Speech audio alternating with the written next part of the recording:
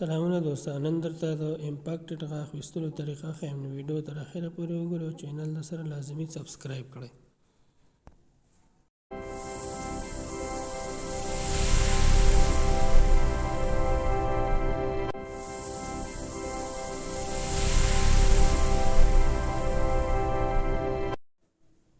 بیا هم ستړي مشئ. تړ مولر غاښ د ویستلو لپاره تاسو باید لومړی چې کوم د وری نه لاندې دی وره باید قطع کوئ یا څیرې به یې کوئ تر څو هغه مولر غاښ چې دی ښکاره شي. په دې شکل سره به یې غوڅه کوئ یا به یې شخ کوئ او تاسو سره به یې سیکشن موجود وي تر څو وینه به ته زر زر کش کړي او دا ساحه د وینې نه پاکه پاتې شي.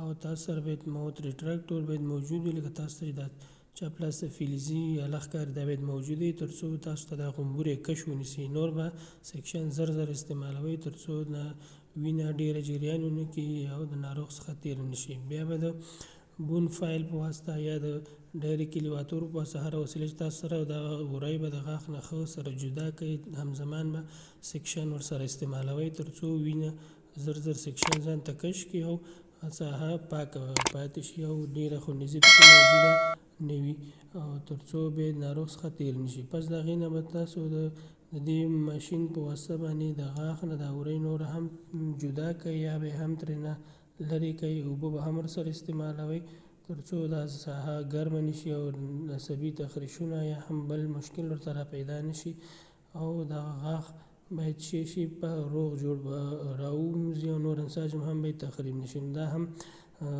د فیزو ماشین دی چې د غاښ د دې په واسطه باندې ګورئ تاسو دا قطع کوئ یا یې غوڅوئ تر څو دا غاښ د دې ساکټ نه جدا هم شي او بیا په اسانۍ سره راوځي. بیا د ډایرکټ الیواتور په واسطه تاسو کوئ چې غاښ څه کوئ خلی کوئ یا له بل څخه جدا کوئ تر څو په اسانۍ سره غاښ راووځي او نور غاښونه د فارسپ سره دغه نه شي متضرر نه شي او دا غاښ هم روغ جوړ راوځي. بیا به هم کوشش کوئ ساحه به ښه ځان ته پاکه کوئ، سیکشن به هم زمان استعمالوئ. داسې ګورئ وری به په دې شکل سره نور هم د غاښ نه جدا کوئ یا به یې لرې کوئ تر څو ښه د غاښ نه دا وری ازاده شي او د غاښ راویستلو سره وری ونه شکېږي. ګورئ دا د فیزو الکترو ماشین دی، دې په واسطه باندې غاښ نه دا اضافه وری غوڅوي یا یې قطع کوي. په دې نورو وسایلو ونه شو نو په دې فیزو ماشین باندې ته نه چیږي ګورئ جدا کوي. ډېر اسانه کار کوي دا ماشین، ډېر صفا او دې سره باید اوبه حتمن باید موجودې وي، خپلې اوبه هم لري،